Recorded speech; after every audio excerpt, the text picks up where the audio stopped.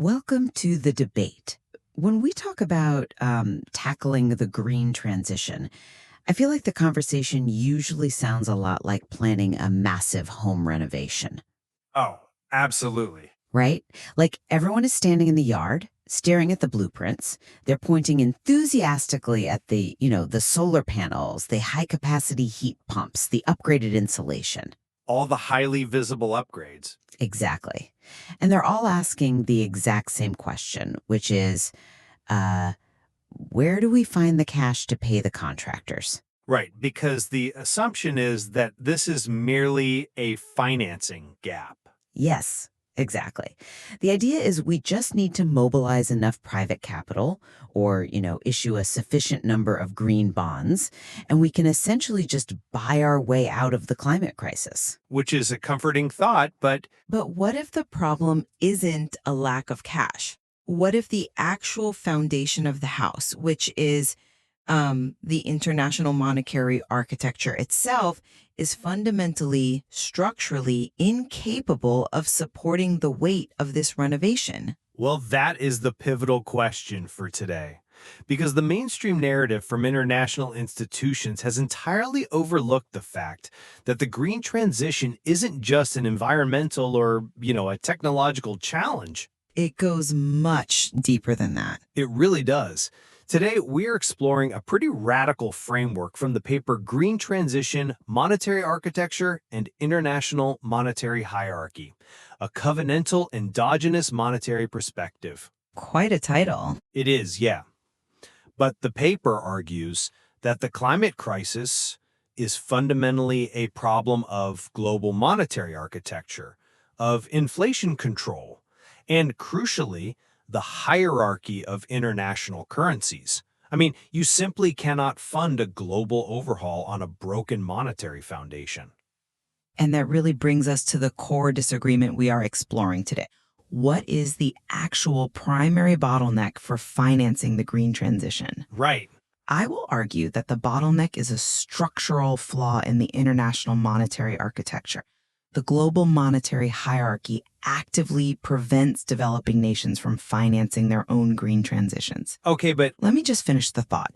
Without systemic international reform, like, say, institutionalizing a global lender of last resort to provide liquidity, these nations are trapped. They're in a system that basically guarantees their failure. I hear that. And I will argue that focusing on global architectural reform is largely a distraction from a much harsher reality. Which is? The true bottleneck is fundamentally a domestic macroeconomic challenge. Specifically, it's the mechanical challenge of balancing the money flowing into consumers' pockets with a nation's actual domestic productive capacity. So you're looking at the domestic budget side. Exactly. Because if a government cannot exercise rigorous domestic institutional discipline, if they cannot control rent-seeking and budget deficits, no amount of international reform or global liquidity will save them. They will just face crippling inflation and institutional collapse. Well, let's unpack the perspectives here, starting with how we fundamentally understand money. I mean, we have to stop thinking of money as just a neutral, flat medium of exchange. Right. The paper makes that very clear. Yeah, it asks us to recognize money as a hierarchy of liabilities. Think of money as a ladder of risk. Okay. At the lower rungs of this ladder, you have your market-based financing tools. So commercial bank loans, shadow banking instruments, corporate bonds. Stuff that expects a return. Exactly. This kind of money requires the repayment of principal and interest. Therefore, it is only suitable for green projects that actually turn a fast profit, like maybe a highly efficient private data center. Right, but that's not most of the transition. Not at all. The vast majority of the green transition, like building massive national high-voltage transmission grids or executing ecological restoration, that stuff is not inherently profitable in the short term. No, it's a huge public sink of funds initially. Right. So to fund those, you have to climb to the very top of the ladder. You have to rely on base money, which is the money printed by central banks through sovereign fiscal arrangements. Which leads to a severe problem for most of the world. Exactly.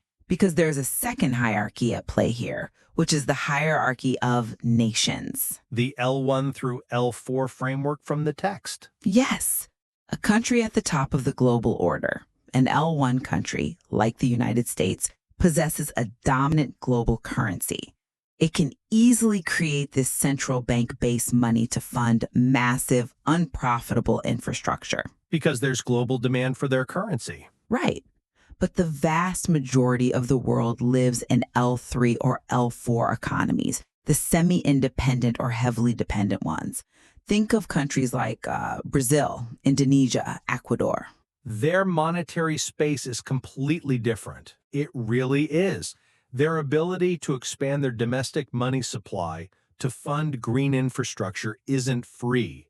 It is entirely tethered to how many foreign exchange reserves, how many US dollars they hold in their vaults. And according to the Prebisch-Singer hypothesis cited in the text, that's a losing game for them. Exactly. Historically, developing nations are largely forced to export raw commodities. Over time, the value of those raw materials drops relative to the manufactured goods they have to import. Their terms of trade are constantly deteriorating. Yes, so they are structurally boxed in. If an emerging economy tries to simply print the base money required to build, say, a multi-billion-dollar solar grid, and they don't have the hard foreign currency to back it up, they trigger a catastrophic currency collapse. Exactly. Therefore, unless we optimize this international hierarchy by fundamentally changing how global liquidity is provided to the global south, they simply can't afford the transition. Look, you paint a very vivid picture of structural inequity. I'll give you that.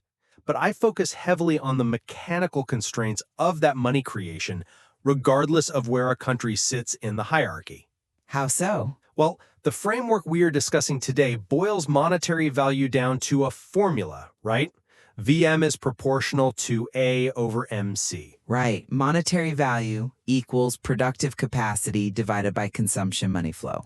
Exactly. So inflation is basically a simple, unavoidable race between two things: the amount of money flowing into people's pockets to consume things versus the actual productive capacity of the economy to create those things. Okay, but green investment builds capacity. Well, we have to distinguish between money that builds capacity and money that just bids up prices. If new money flows into, say, long-term savings or directly boosts manufacturing efficiency, it doesn't dramatically raise consumer prices. Right. But when a government spends massively on green infrastructure, what actually happens on the ground? They hire workers. Exactly. They hire thousands of workers, they pay wages, they buy steel and concrete. All of that money immediately enters the economy as consumption money. But, that consumption money is building the green transition. Yes, it is. But the solar farm they are building doesn't produce consumer goods. It doesn't put food on the shelves or, cars in the dealerships. Ah, I see what you're saying. Right, so you have a massive influx of new wages chasing the exact same amount of consumer goods. The key constraint on the green transition is maintaining the dynamic balance between that consumption money flow and real productive capacity. And you think domestic institutions are the problem there? Absolutely. This is where domestic institutional discipline becomes paramount. In many developing economies, the primary barriers are rent-seeking, horrific fiscal transparency, and basically non-existent auditing systems. Well, that's a bit harsh, don't you think? It's the reality of the constraint. If an emerging economy lacks the institutional discipline to ensure that this new green financing actually results in efficient infrastructure, if, say, half the budget is lost to corruption or political patronage, then the money flowing into consumers' pockets skyrockets. Well, the capacity stays flat. Exactly. The nation's productive capacity remains entirely stagnant. The inevitable mathematical result is massive inflation. Global architectural reform won't fix a leaky domestic budget. So you're saying they have to fix their own house first? Governments must first exercise ironclad control over their fiscal deficits before they can safely absorb green financing. Okay, let's take that tension between global structural constraints and domestic budget discipline and look at what happens on the ground. Because how we experience the economic pain of this transition depends entirely on how it's funded. Right. There's a sharp distinction between private sector green financing and public sovereign funding. Exactly. I come at it from a different way than the mainstream narrative, which often dismisses inflation as a temporary pandemic era anomaly or brief supply chain hiccup. You think it's baked into the transition? Inflation is actually an unavoidable structural feature of the green transition. Let's look at the private sector first. Okay. If you're listening to this and wondering why your local utility bills or consumer goods prices are spiking due to new environmental regulations, you're experiencing what we call cost push inflation. Because the companies are taking on debt to upgrade? Yes. When a corporation is forced by state policy to undergo a massive green upgrade, they have to take on significant debt to install new technology or meet strict compliance standards. Right. How does a corporation survive those massive new costs? They pass them directly downstream into the final price of the product. It is a mechanical price adjustment that consumers bear. Right. That covers the private sector taking on debt. But the dynamic shifts dramatically when governments step in to fund the transition through deficit spending. It does, and the risk becomes much more systemic. When the government uses deficit spending to build green public goods, it doesn't directly add to a factory's manufacturing cost. Right. It's not a direct tax on the business. No. But as I mentioned, it floods the domestic economy with wages and procurement contracts. If that new wave of consumption money grows faster than the new green infrastructure can actually boost real, tangible, productive capacity, you trigger clearing inflation. Clearing inflation. The economy literally has to clear the excess money out of the system by raising the prices of everything. Inflation isn't an accident in the green transition. It is an inescapable macroeconomic cost that has to be actively, aggressively managed through domestic fiscal discipline. But surely, You just can't structurally bypass that mathematical reality just by opening up international liquidity spigots. I see why you think that, but let me give you a different perspective on how that inflation constraint actually operates, depending on where a country sits in the global hierarchy. Okay, go ahead. You describing this race between money and productive capacity as if every country runs on the exact same track. They do not. Well, the math is the same. The math operates in different environments. Let's use an analogy.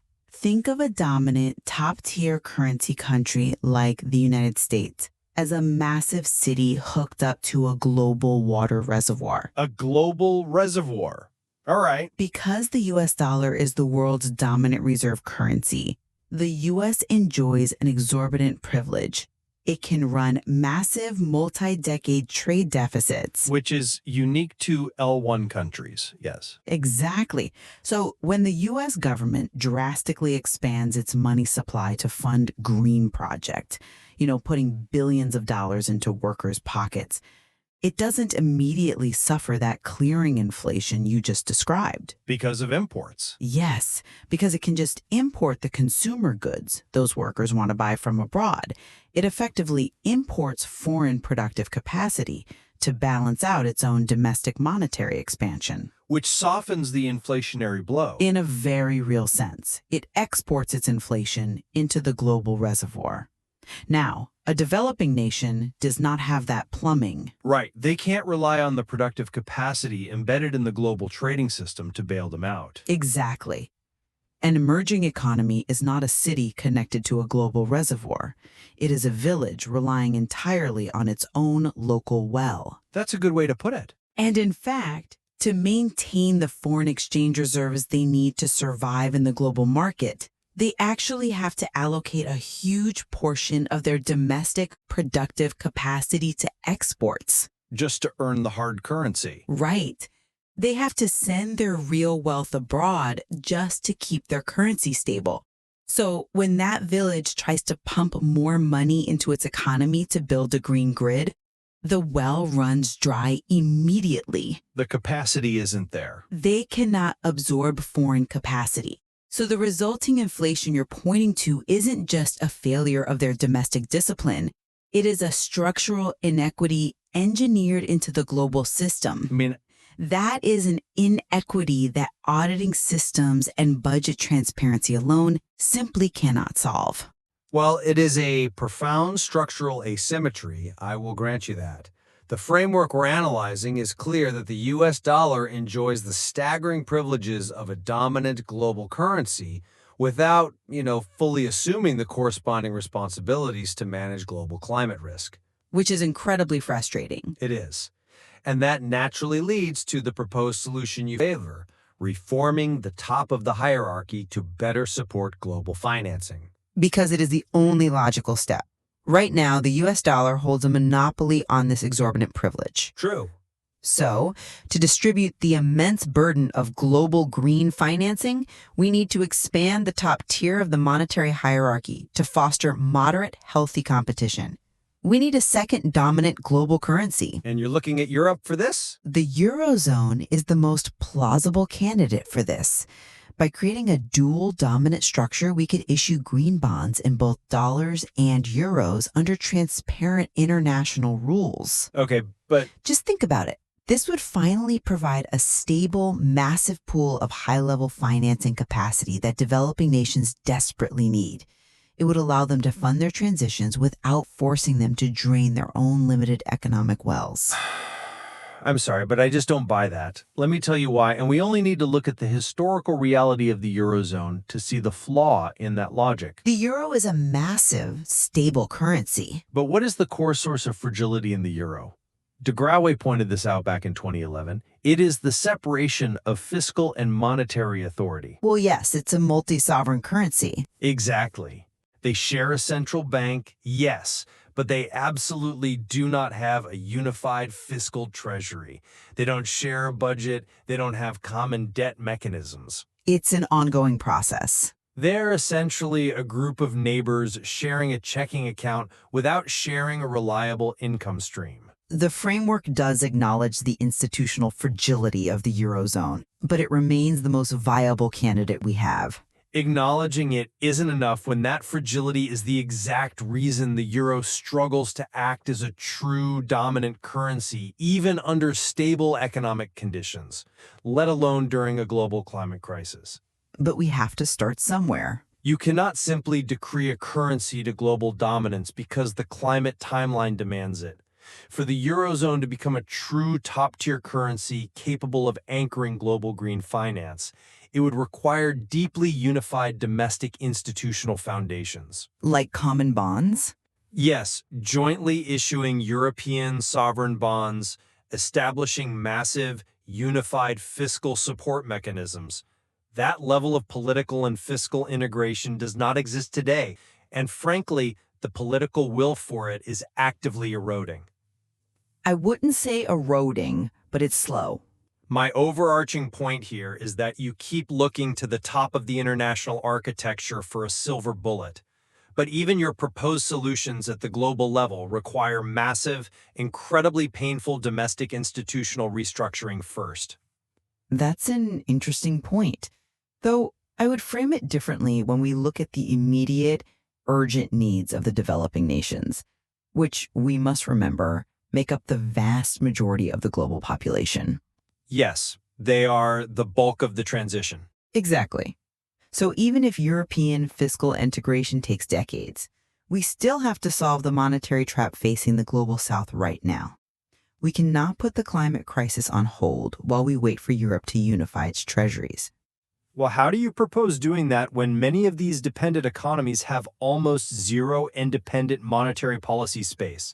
I mean, they are entirely at the mercy of global capital flows. By addressing the external constraints that paralyze them in the first place. Let's talk about the mechanism known as the fear of floating. The Calvo and Reinhardt concept. Exactly. Imagine you are the finance minister of an emerging market. Officially, your national currency floats freely on the global market. But in reality, you are terrified of letting it fluctuate. Why? Because to build anything, you've had to take on national debt denominated in US dollars. If your local currency's value drops by 20% against the dollar, your national debt burden just skyrocketed by 20% overnight. Right, the mismatch is lethal. You face instant insolvency. That is the fear of floating. Because their economic scale is small, their domestic financial regulations are entirely insufficient to protect them from these massive global capital shocks. Which is why they stockpile dollars. Exactly. This is why they hoard foreign reserves instead of spending that wealth on green infrastructure. And this is exactly why we need a World Monetary Organization to act as a global lender of last resort. By utilizing tools like what? Unlimited central bank swap lines? Yes. If central banks at the top of the hierarchy institutionalize high-level liquidity supports, essentially guaranteeing that developing nations have access to hard currency during a crisis, we free them from the terror of capital flight. You remove the external pressure. We free them from having to hoard dollars. I would argue strongly that the institutional weakness you keep pointing to in developing nations is very often a direct result of these scale constraints and structural vulnerabilities. How so? When your entire currency is constantly under threat of collapse from external shocks dictated by, say, the Federal Reserve, long-term fiscal planning and stable governance become nearly impossible. That's a compelling argument, but have you considered the catastrophic risks of getting the sequencing wrong here? The sequencing? Yes. Providing that kind of unfettered liquidity without prior governance reform ignores why many of these countries are fragile in the first place. Yes, economic scale and dollar-denominated debt are huge factors, but many rely on foreign exchange reserves precisely because they lack fiscal transparency. I mean, no system is perfect. They suffer from weak budget discipline, and they have no reliable mechanisms to audit where public money is actually going. Look, no one is denying the existence of rent-seeking or political corruption. But you are treating it as a secondary concern that can be fixed later, whereas a credible monetary system places it at the very foundation of survival. Imagine we do exactly what you suggest. Okay. We establish a global lender of last resort, and we provide massive, top-tier liquidity directly to a highly dependent economy so they can build out their green grid. What happens mechanically if that country has not first established transparent, ironclad fiscal rules? Well, there is always a risk that funds could be mismanaged during the initial rollout. They won't just be mismanaged, they will be siphoned off entirely.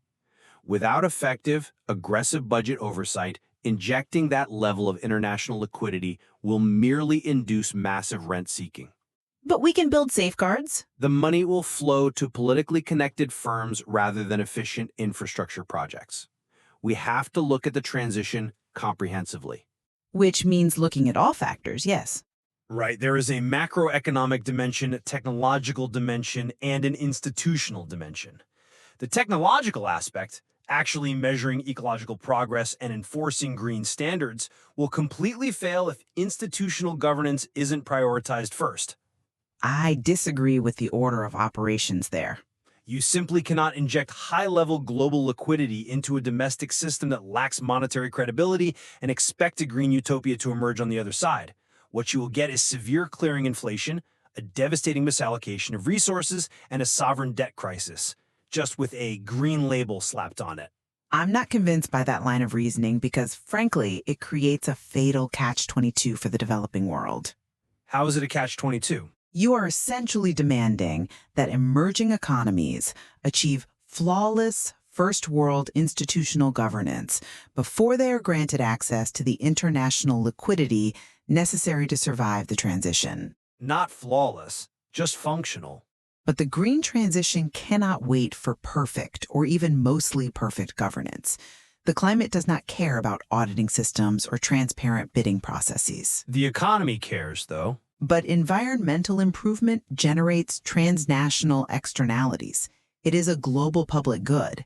If a coal plant in an emerging economy keeps burning because they couldn't get a loan, The entire globe suffers the climate consequences. Right, the emissions don't respect borders. Exactly. If the international monetary system cannot provide sustainable, accessible financing for the majority of countries, the global transition will fail.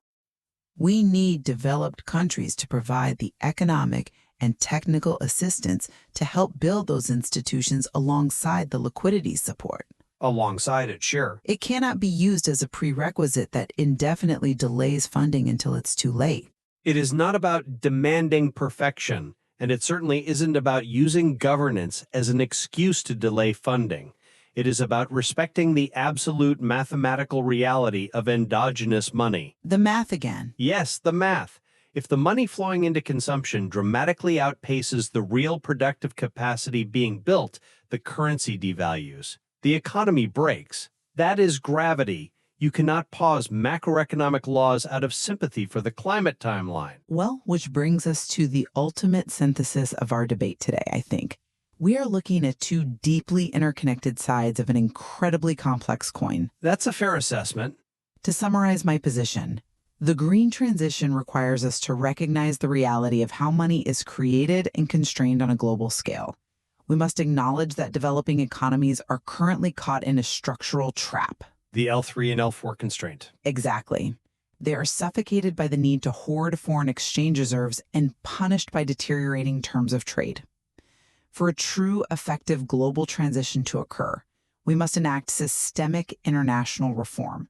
We have to expand the top tier of the currency hierarchy and establish a global lender of last resort to free the developing world from these architectural monetary shackles. And to summarize my stance, while the international hierarchy is undoubtedly a massive factor, the green transition remains fundamentally tethered to the dynamic, mechanical balance between consumption, money flow, and productive capacity. Your VM formula. Right. You cannot escape the reality that new money must be met with new goods, or prices will explode.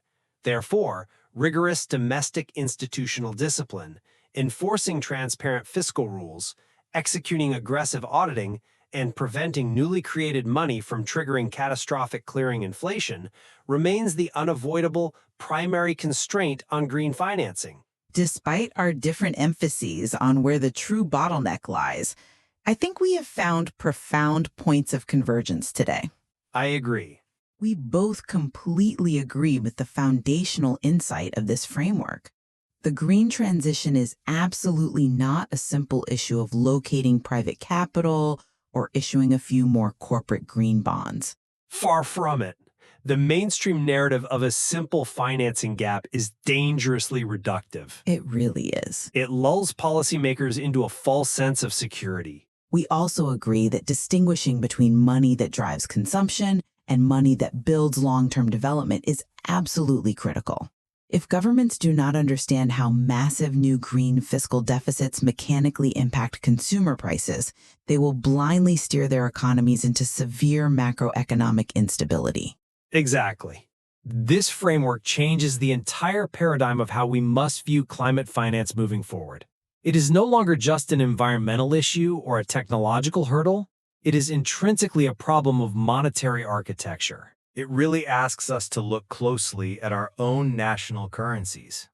Yes, and to ask where exactly they fit into this global hierarchy of privilege and dependency. And it forces us to realize that every dollar, euro, or real spent on the transition has a mechanical reaction in the domestic economy that must be accounted for, managed, and disciplined. It really brings us back to that home renovation metaphor we started with. We have spent years in the yard obsessing over the cost of the solar panels and the heat pumps, blindly assuming the house could bear the weight of the upgrades. Without checking the foundation. Exactly.